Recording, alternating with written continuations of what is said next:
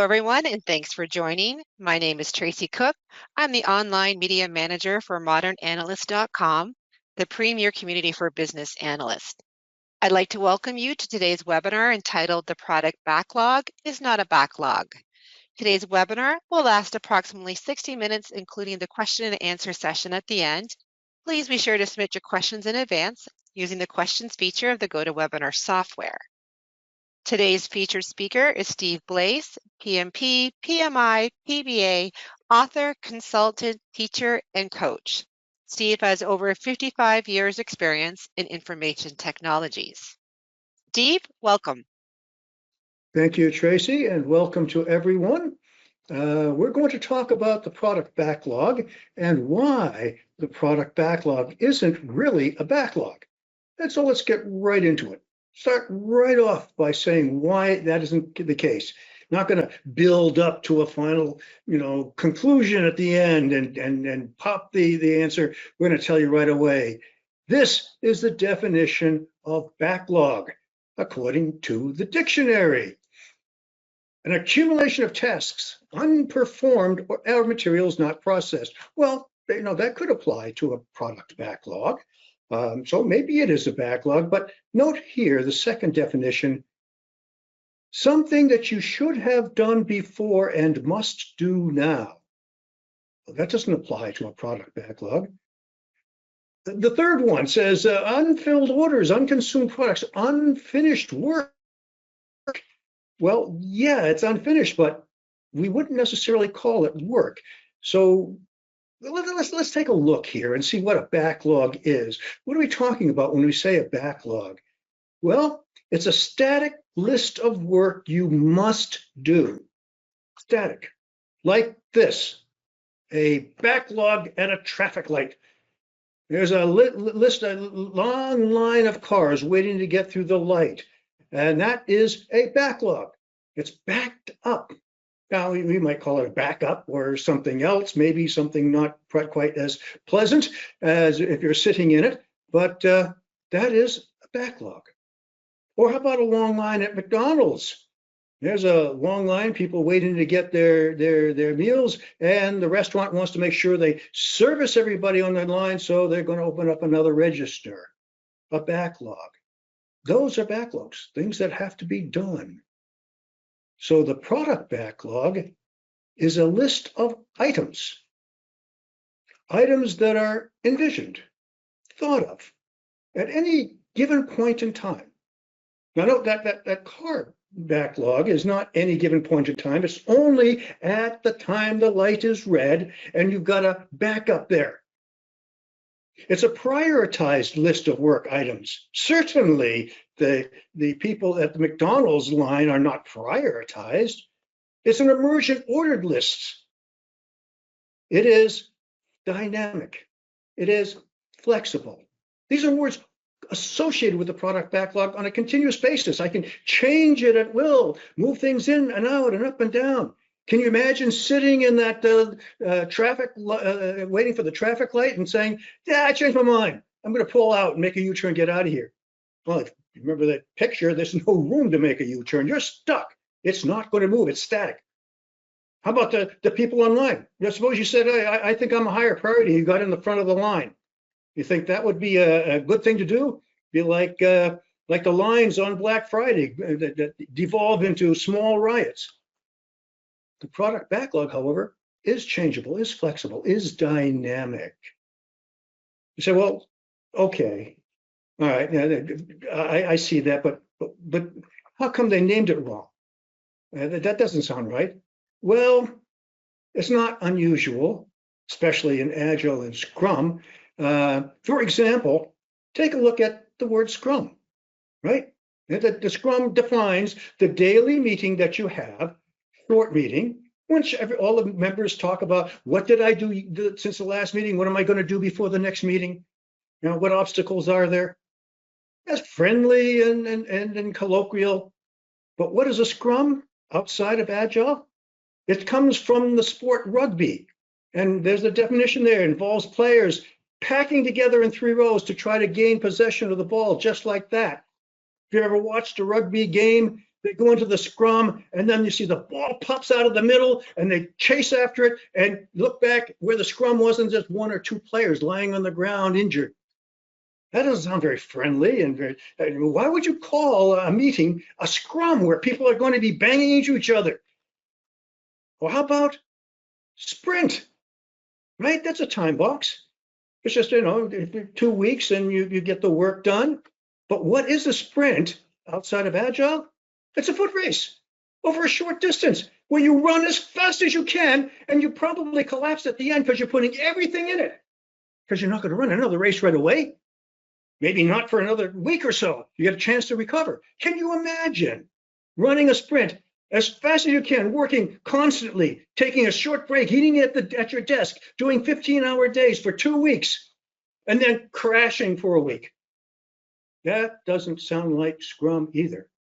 You say, well, okay, yeah, but how come they did that? Well, it turns out that Scrum, just a little sidelight here, we'll get back to the product backlog here in a second, but just for the fun of it, Scrum came from a paper, a seminal paper, published in 1986 by Nonaka and Takeichi, two professors over there in Tokyo, and it was called the New Product Development Game. And all of the terminology comes from that paper. These fellows were fans of the UK rugby, which is where the terms came from. And along about the middle of the late 80s, Jeff Sutherland picked up the paper and said, hey, this is a good idea. I think I'll use it for my team here at Easel. And then he got together with Schwaber, and Scrum came out of it, and they kept all the terminology.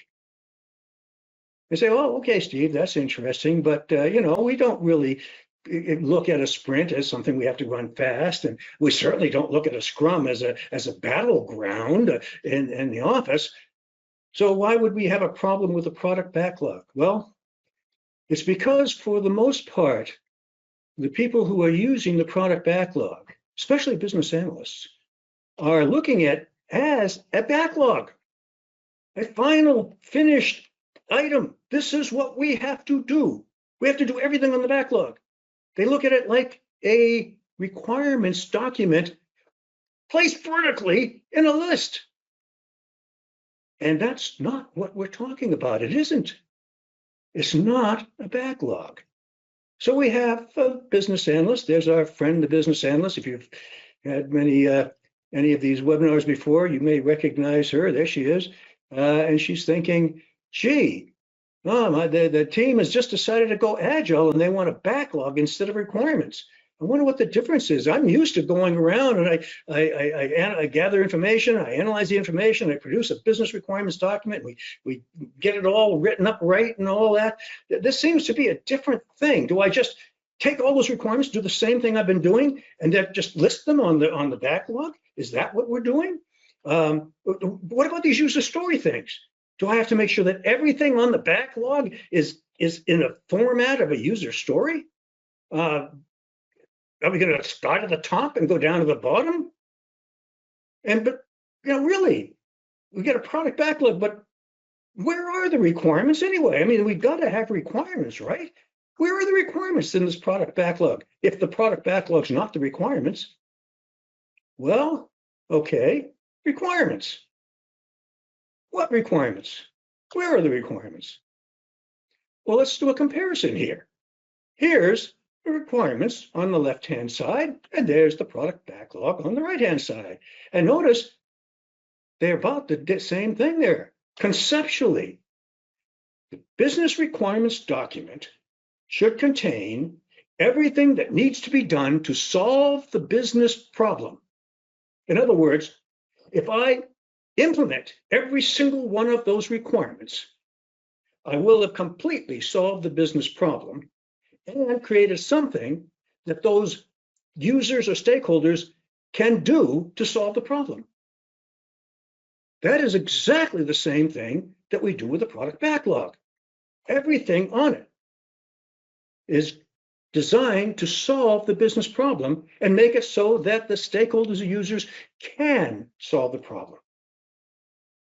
And that is about the end of the similarity. Your business requirements document is signed off and approved by the business community. It's accepted by the solution team, and the solution team commits to doing it. Any changes that are made to the business requirements document are made through some kind of change management process where we keep control of the changes, not to stop the changes, just to make sure we have them. Because remember, that document is signed off. You've got an executive on the business side, an executive on the development side. They've signed off on this thing. That's a contract. If you change a contract, you gotta go through a process, and you initial all the changes, and everybody agrees. You gotta go through all that, and then all the items on the business requirements document are generally at the same level of granularity. Looking at the product backlog, there is no approval, no sign off. The backlog itself, you don't sign off on a product backlog. You don't even sign off on individual items up until you decide to do them, and we'll talk about that later. There's the items and requirements on a product backlog are automatically prioritized by virtue of where they are on the stack.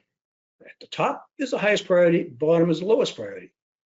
Go back to the business requirements document, and after it's done, we signed off, then we got to go through this charade called prioritization, and give them dollars to buy requirements, or get high, medium, and low, and all of that stuff to try to get them. And then they say, okay, we've got 100 requirements, high, medium, low, 99 are high, one's medium. Oh, okay, but with the product backlog, that we don't go through that because it's already prioritized. And it's flexible. It can be changed at any time. No change process, just change it. And the product backlog is multi-granular. You've got big items, you've got small, tiny items. Now let me give it to you in a different way. Let me do this here. There's the business requirements document. Many times we look at the business requirements document as a blueprint. If I follow this business requirements document step by step and build everything on it, we're going to build the house just as it's laid out in the blueprint. It must be done this way. If I don't put that wall in there, the house will fall down. If I miss that requirement, bad things will happen. And we go through all sorts of shenanigans to find missing requirements and ambiguous requirements and redundant requirements. Now let's look at that product backlog. An illustration of the product backlog is that. A big map of the area. We know a couple of things. We know where we're going to start. This is where we are. And we know what we're going to end up with. We have a goal in mind, the solution to the problem. And generally, especially if you're in SAFe or some of the agile approaches, you have a roadmap, a way of getting from here to there.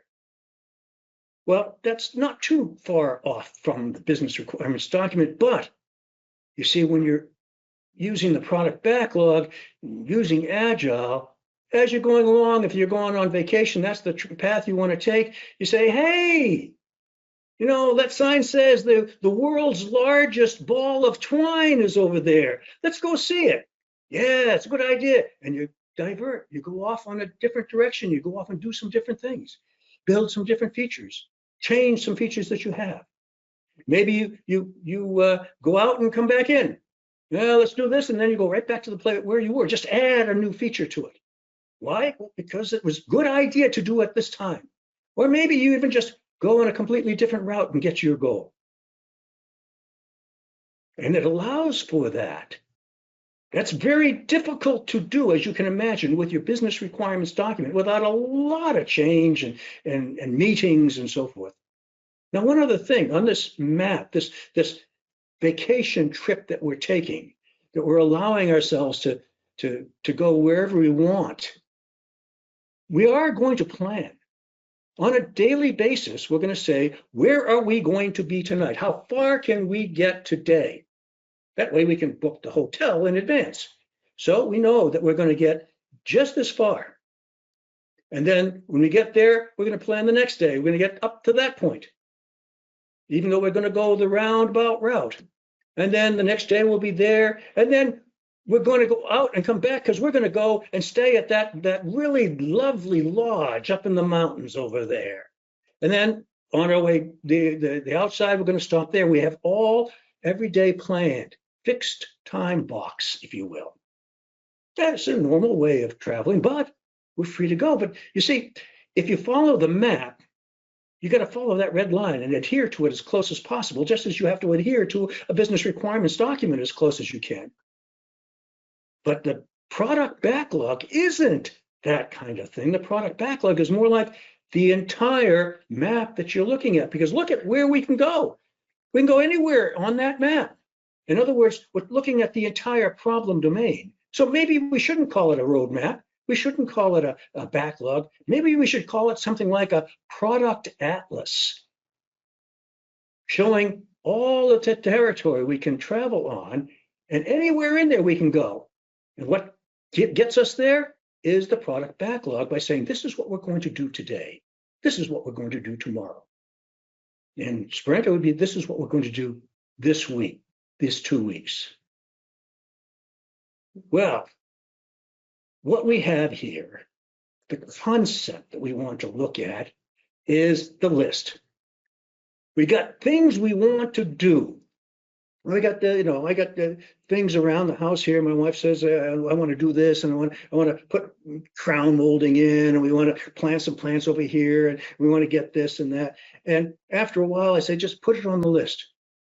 So it's kind of a joke around the house. Anything she comes up with, she says, well, we should go to the store. Put it on the list. And it's a kind of a running gag. But the idea is it's all going on the list. Now, you could call it a wish list. It is, but I wouldn't call it that, because your stakeholders might get awfully upset if you said, oh yeah, put it on the wish list, because it sounds like a wish you're not going to get. So what does go on this list? Through the product owner, of course. Well, we have the users are giving you user stories, defects. Hey, this really looks good, Steve. That's nicely done, but you need to fix this. Okay, put it on the list. Might be requirements, non-functional requirements. It isn't fast enough. We need to have it go faster. You got managers who might give you their wants, their needs, this new feature. Might be even executives. They'll give you use cases. Sure, a use case can go on a product backlog. There's no reason why it can't. I have an idea about something. All right, we'll put it on the list. It may be a hallucination. Remember when talking about executives, they have visions. A vision is something shared by everybody. A hallucination is only one person. So, these guys got hallucinations. Might be somebody from completely outside the business domain, your problem domain, saying, how hard would it be to, one of my favorite phrases as I was working as a programmer for years and a project manager, oh, this is cool. How hard would it be to, and not only that, but it might be the developers who come up with technical specifications that have to go on the list, or maybe some technical debt reduction that goes on the list. All of these can go on the list. The product owner accepts them, filters them, puts them on the list, and then prioritizes them. It's a nice thing to do, because you're no longer arguing about whether it's going to be a requirement or it's going to happen. It's always on the list. Don't worry, we're going to get to it. It's on the list. You say, oh, okay, that's cool. But where do I fit in? I'm a business analyst. Where do I fit in this? Well, right there. The business analyst in this case is going to help the project manager get the information. They're going to facilitate the users and the stakeholders and the managers and the executives in coming up with their user stories and their defects and their use cases and even their hallucinations. He's going to make it welcome. Give me all your ideas. Come on, just let's build this list. You say, well, what about stuff that doesn't make any sense? Well, they put it at the bottom of the list.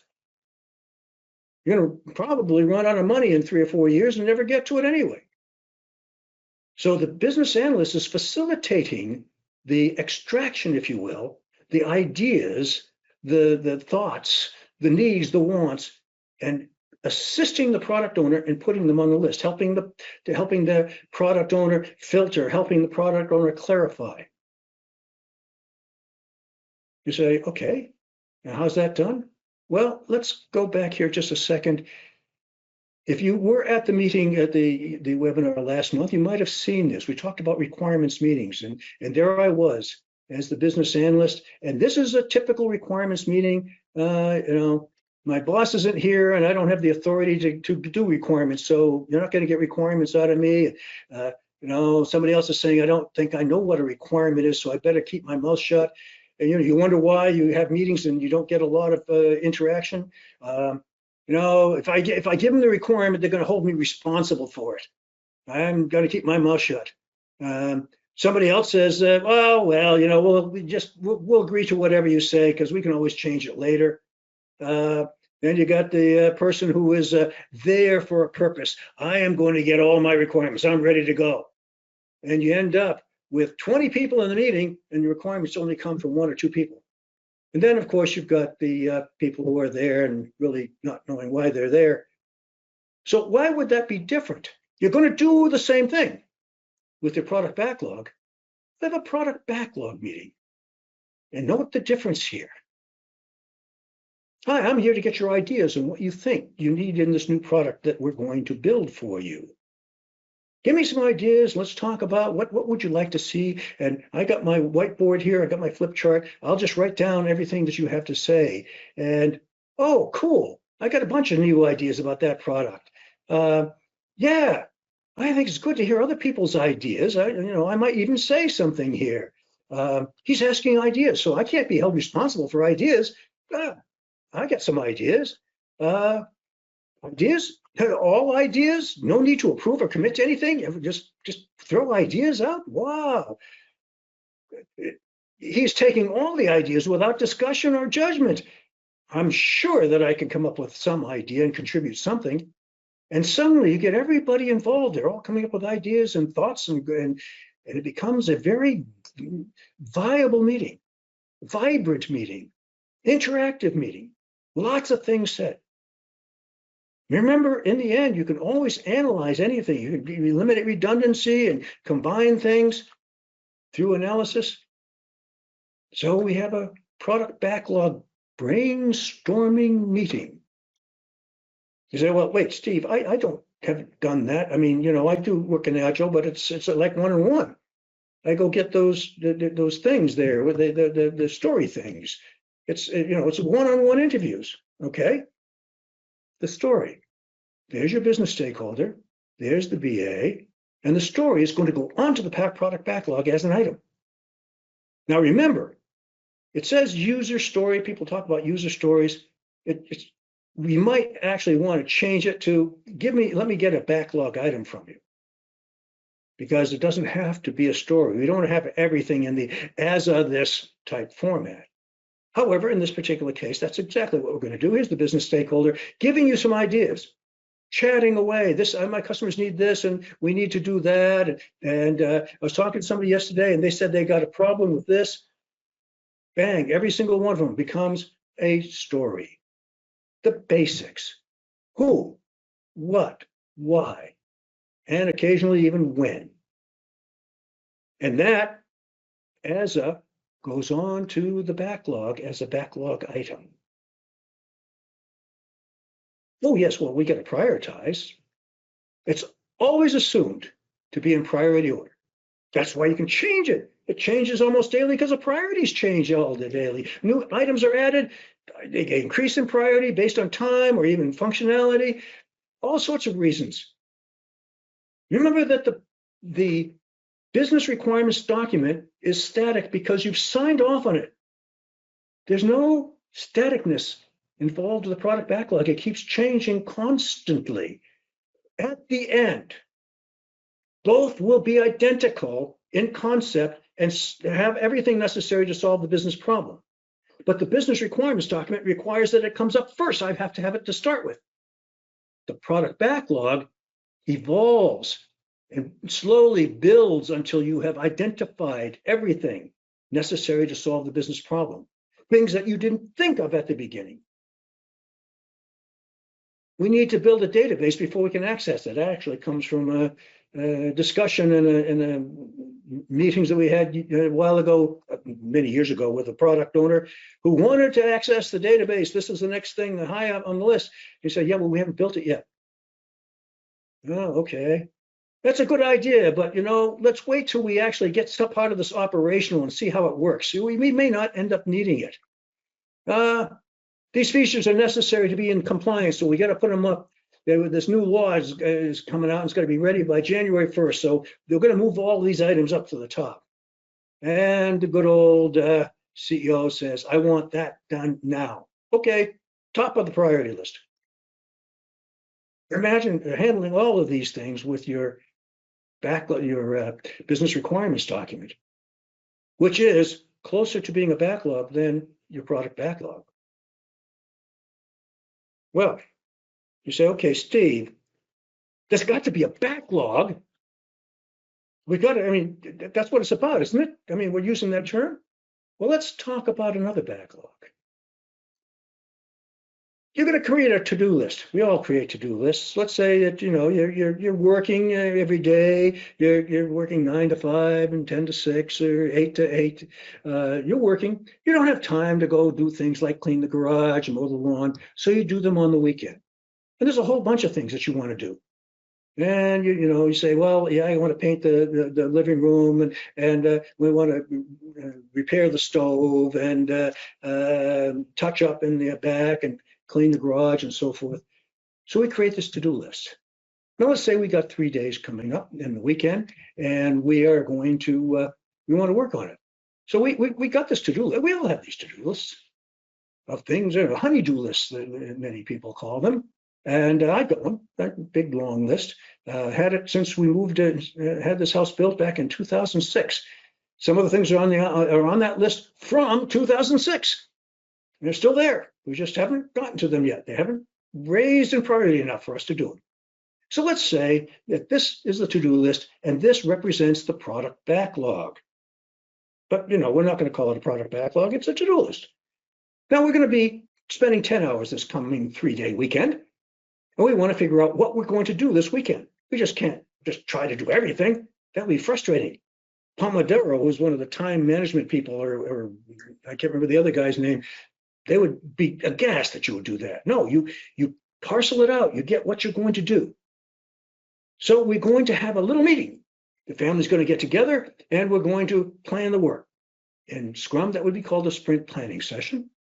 And we're going to create a list of what we're going to do this weekend. And we're going to mow the lawn, we're going to trim the hedges, we're going to do the laundry, we're going to get the groceries, we're going to clean the garage. Wait a minute. It would take longer than 10 hours to clean the garage by itself, and we got to do all these other things. So we better break that one down into smaller pieces. So the cleaning the garage consists of painting the garage door, assembling the tools, cleaning the floor, and doing a bunch of other things. Let's just do the first two.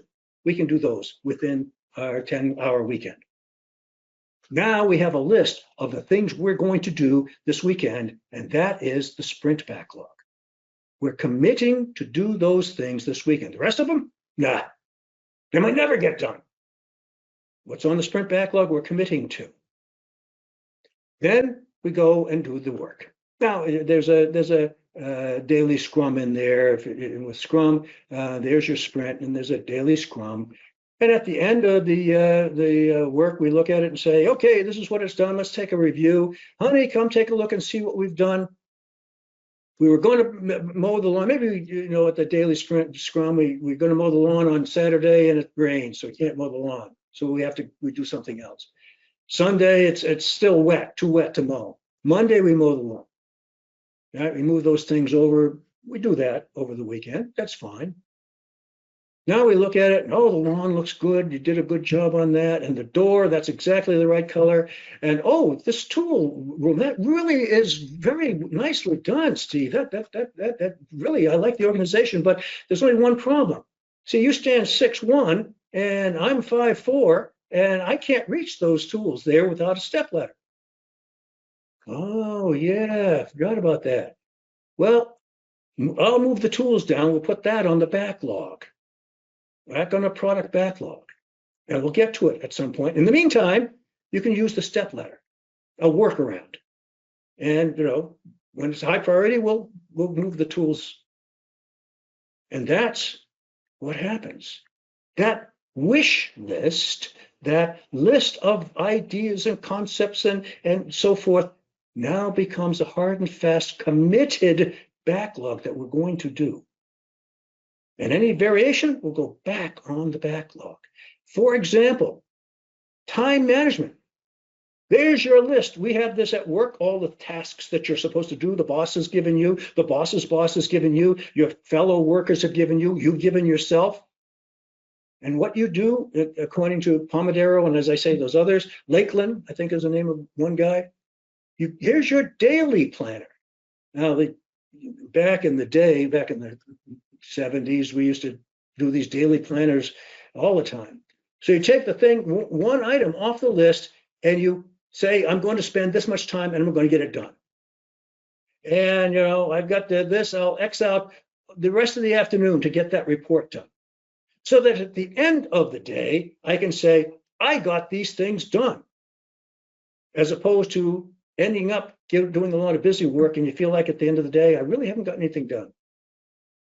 Basically, when we do this, we're going from the product backlog to the sprint backlog. So let's compare the two, just so that we are clear. Product backlog is your to-do list for the entire project or product. Might be more than one project for the product. It is prioritized. It identifies everything that needs to be done to solve the business problem, as we said. It's a long-term strategic plan that evolves, changes. Now, that third point, again, is not the first thing we have. We don't do this, sit around for 3 weeks and come up with everything that's needed. We come up with everything we can think of now, and then as we go along in time, it slowly evolves into everything that needs to be done. The items may be of any size. Anyone can see the product backlog. Anyone can contribute ideas through the product owner, of course. And it's a definition of what we built. The sprint backlog is a plan for what we're going to do now, the next 2 weeks, tomorrow. It is also prioritized. Make sure that when we start, we do the most important things first, in case we don't get it done in those 2 weeks. It provides the focus for the development team. This is what we're going to do now. It's a short-term tactical plan that does not change. And in fact, if you look at the Scrum guide, the Schwaber and Sutherland, it says very clearly in there, you cannot change the sprint backlog once it's committed, making it just like that backlog at the traffic light. You're stuck there, you're the 5th car back, that's where you're going to go until you go through that light, you're the 5th car back. That's it, no change. That's the sprint backlog. Items are not of any size. They must be small. They're almost all equal size. As Ron Jeffrey says, all the items must be something that the entire team can complete within 1 day. Thus, they're all the same granularity. And nobody sees it except the developers and the product owner. It's how we build the product.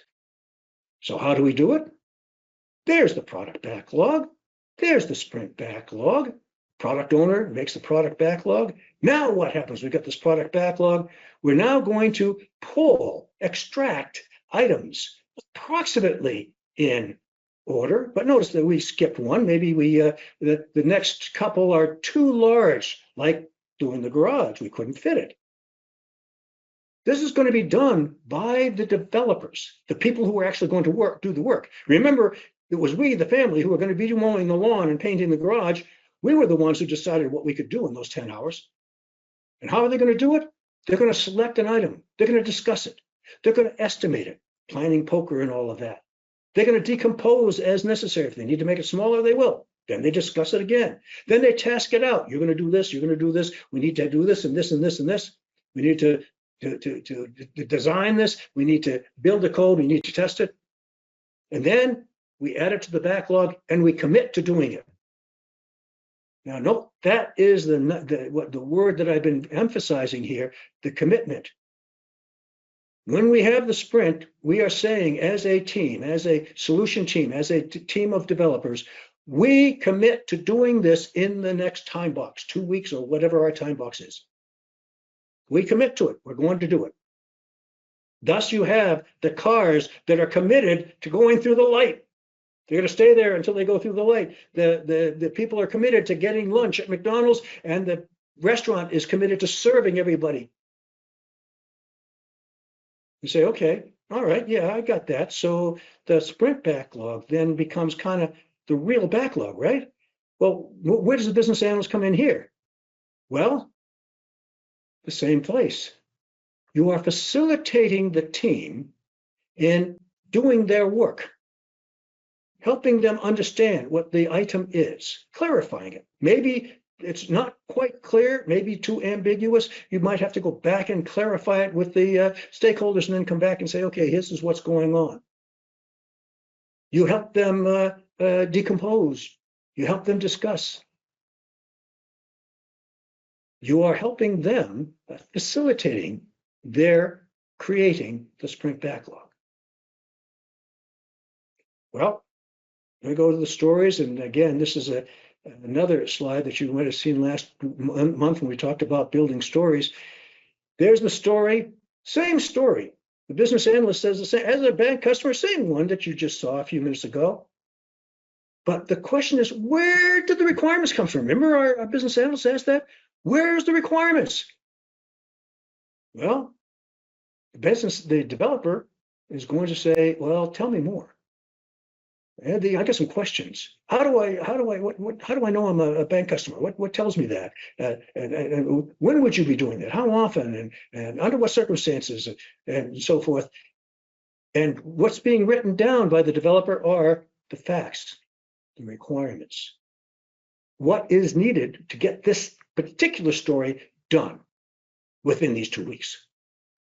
So we do have requirements, but it's from the sprint backlog. We're not going to do this with anything on the product backlog.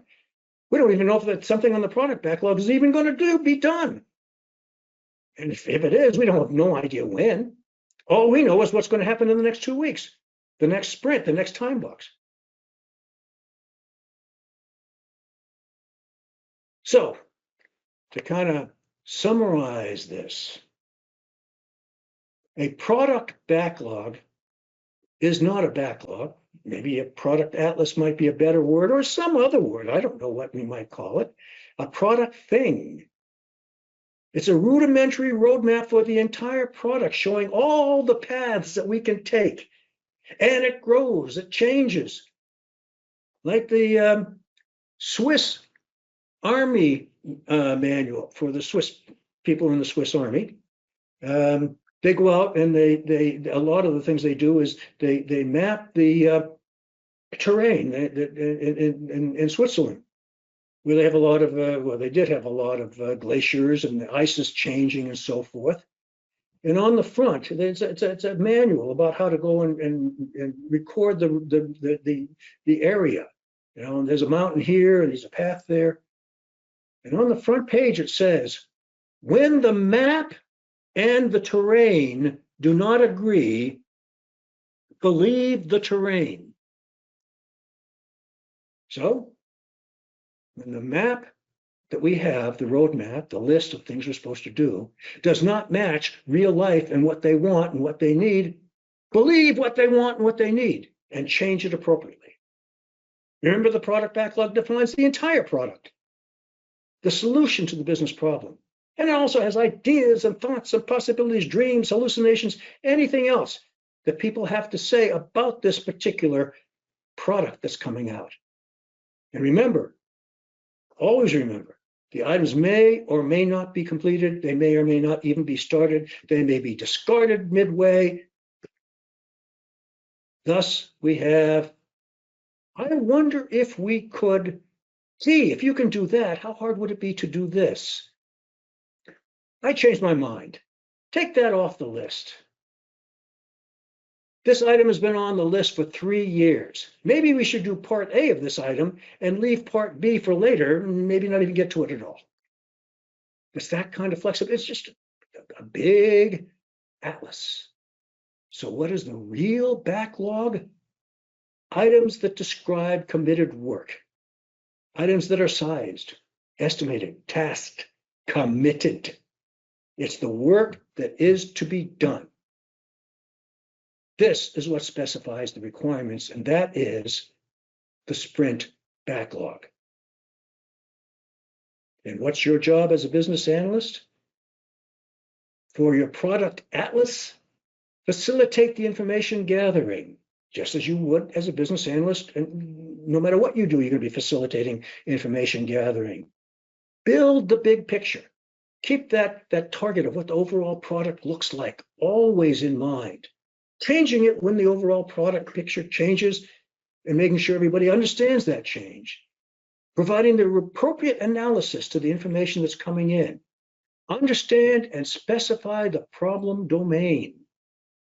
Build that atlas so that it looks like this is the entire problem domain, and define the direction that we're going to be going in. We need to do this, then we need to do that.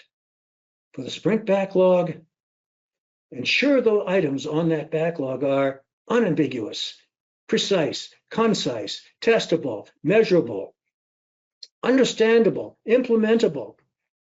Boy, doesn't it sound like the definition of what you need a requirement to be? And that's exactly right, because these are now things what we must do.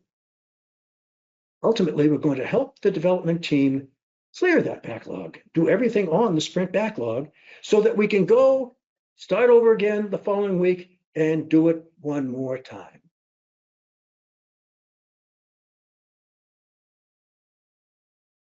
And with that, we go to questions on the product backlog, sprint backlog, or not a backlog, or any backlog. And I'll turn it over to Tracy. Thank you, Steve. Thanks again for another great session. I just want to remind everyone that you can still type your questions into the questions box. We do have some questions, Steve, so let me jump into it. Our first question. My question is, if requirements are called requirements in waterfall methodology, what are they called in agile? And can we call user stories requirements? Start with the last one first. No, user stories are not requirements. And you are making a mistake if you call them. I mean, you can call anything whatever you want. But the problem is that if you call them a user story requirements, you get into a lot of trouble. Because a user story, as defined by Ron Jeffries, is a token for conversation. And he should know he invented the user story. The idea, just as that slide showed, I present a user story to you, and you're going to start asking questions about it. And we're going to talk about it. The end result is going to be the requirements. Now, we have, if you look in the dictionary and for the word requirement, it's not going to say something that you use to build a software system with. It's something that must be done. And I remember, I go back far enough, 56 years. I remember when we didn't have requirements at all. We just sat down and said, what do you want? And we sketched it out and kind of went back and forth, called fail and try again and so forth. And eventually we had requirements. And the requirements were mostly to protect people.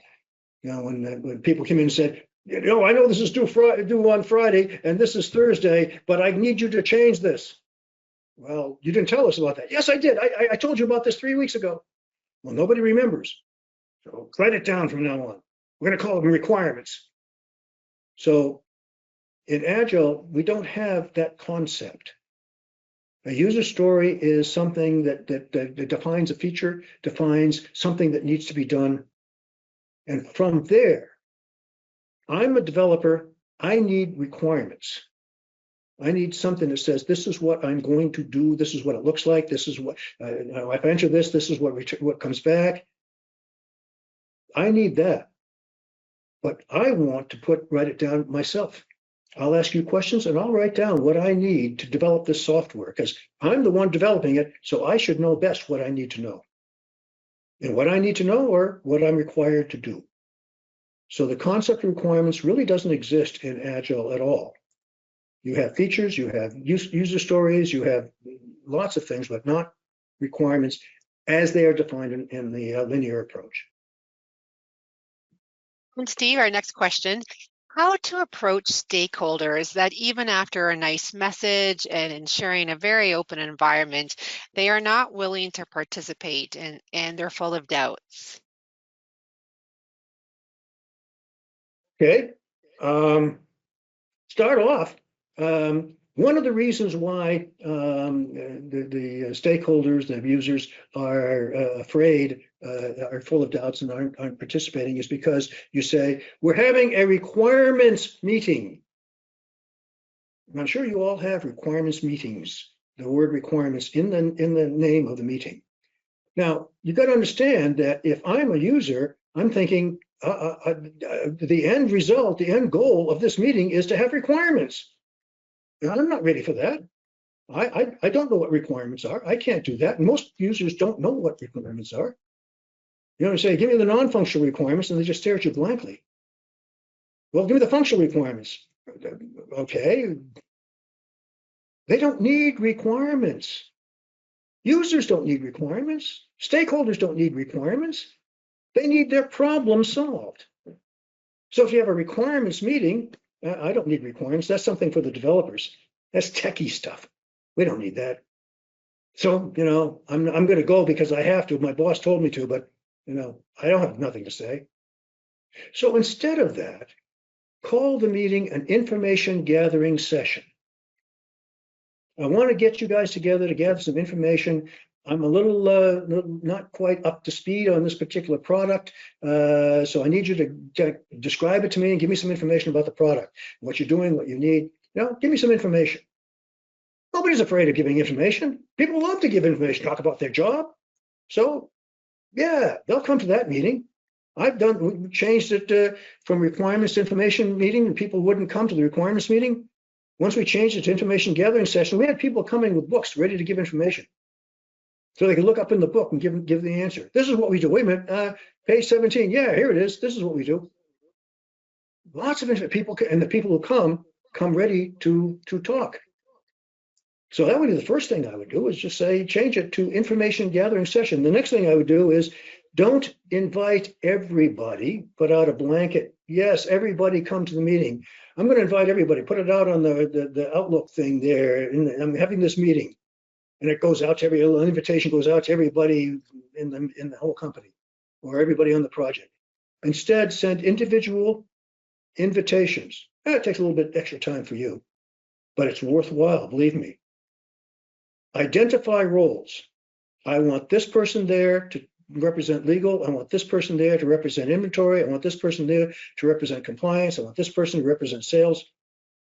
When we talk about this product, those people know in this meeting what their responsibility is for.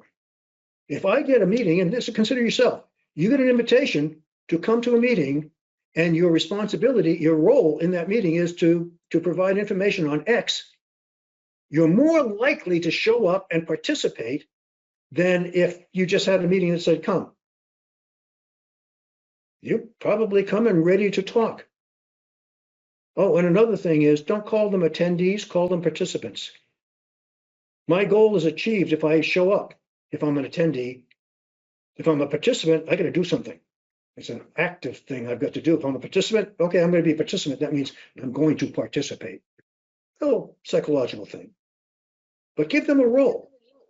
Yeah, tell them this is what I want you there for.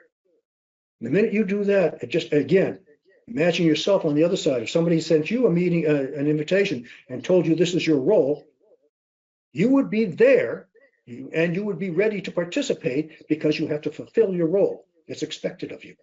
It's your responsibility. And if you can't do it, then you're going to say, no, I can't attend the meeting. Or we've had people who couldn't attend the meeting for one reason or other, and they had somebody else attend in their place because the role was important. They wanted to get the information in. So those three things you do, and you'll find that you'll get a lot more participation in your meetings. People show up and give you the information you need. Information gathering session, participants, invite by roles. Thanks, Steve. That's an excellent response. Very interesting. We have a lot of questions coming in, so I'm going to jump into the next one. Our next question, isn't it the job of the product owner to define the direction? The job of the product owner to do what? Define the direction. Pretty much the product owner is going to do that with the help of the business analyst who's going to facilitate. And all through this, the business analyst is a facilitator. But the defining the direction, you're right, and that probably was I probably shouldn't have said it quite like that. During the actual implementation, we have found that the product owner gets wrapped up in the product by weekly steps, gets wrapped up in getting to the next hotel. The driver, we'll say, is the product owner on our vacation trip, is looking at getting to the next hotel. And it's very easy to get offline and so forth. So it's the business analyst who will keep our eyes on the prize, if you will. I hate to use that cliche, but keep the team who's head down in every single sprint, and the product owner who's focused on, what's got to be done next. The business analyst can look at the overall direction that we're going in and make sure that we're still going in that direction. Now, if we need to change the direction, the business analyst is not going to stand up and say, okay, guys, too far right, move over here. Business analyst is going to tell the product owner and, make the arrangement. Product owner might say, yeah, you're right. We are. It looks like we're going to end up with a different product, but I think we're probably better off with a different product. Oh, okay, that's fine. Good catch. Thank you. Thanks, Steve. Our next question. How to convince a waterfall mindset, fix and requirements to move to an agile mindset mentality? Oh.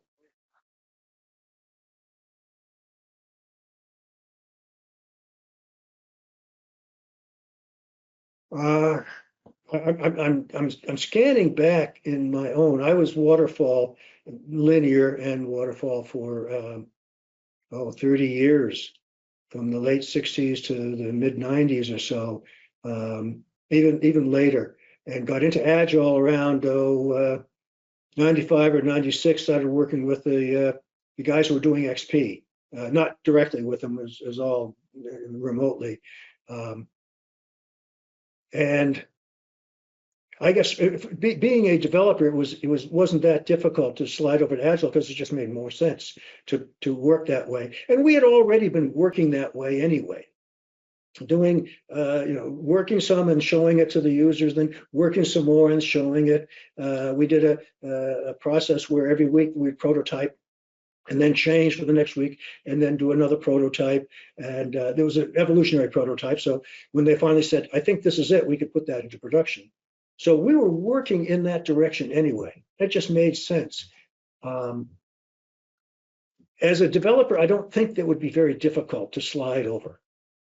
As a business analyst working with requirements and wanting to move to Agile,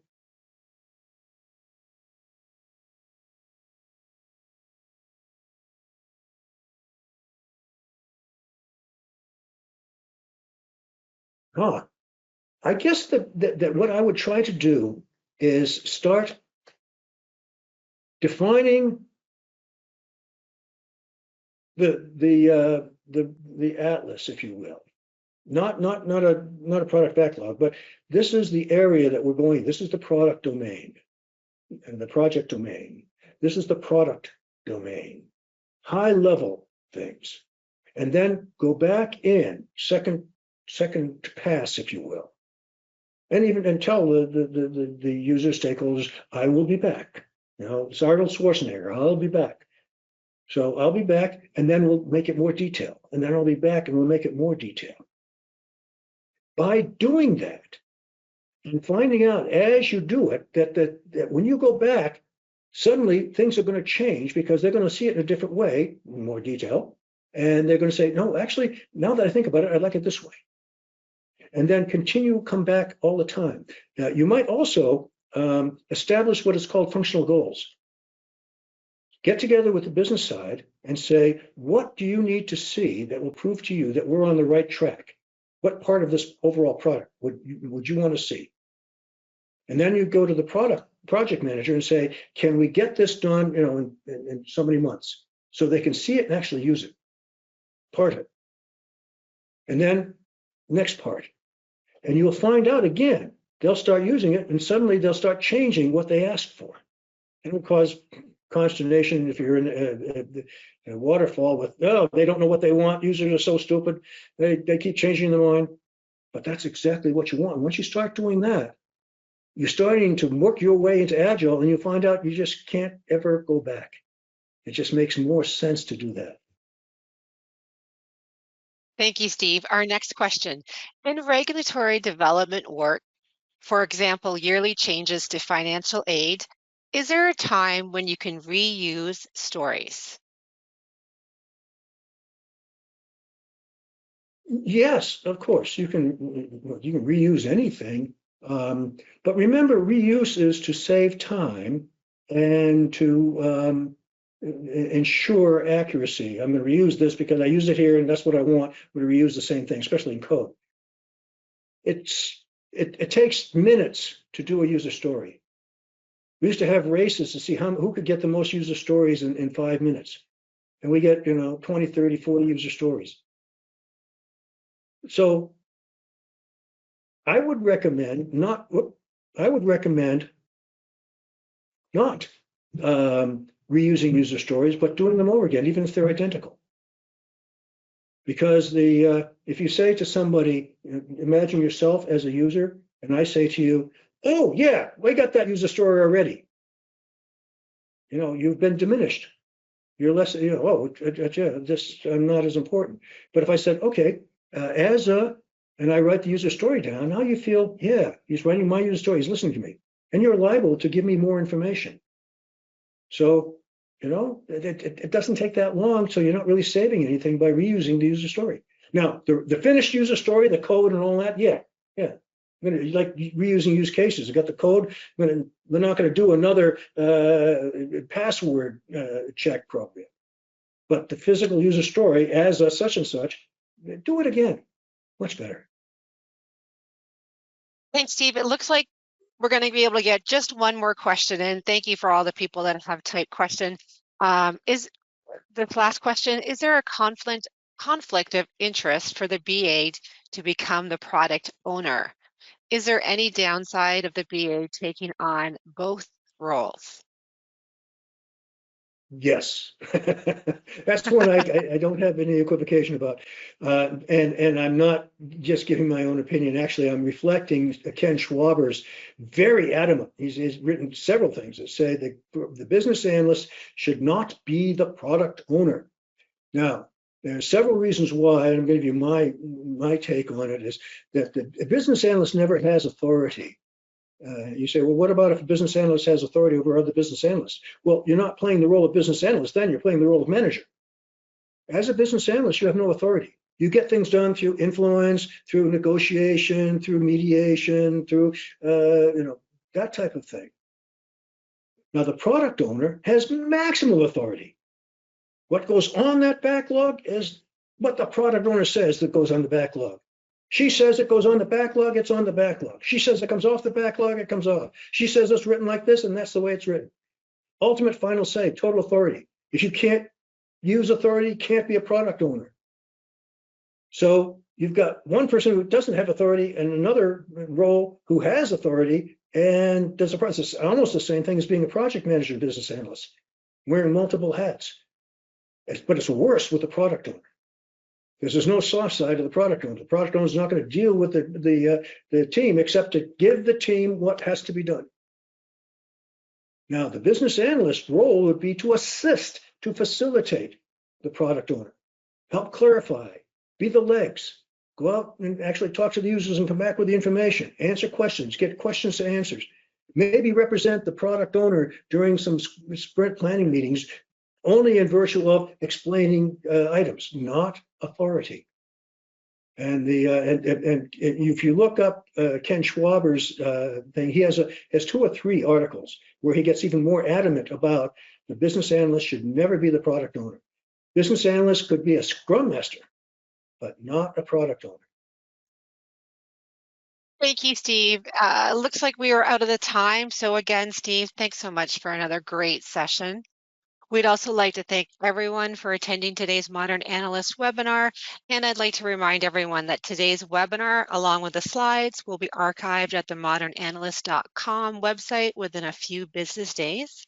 This concludes today's event. We hope everyone has a great rest of their day. And again, thanks so much, Steve. Thank you.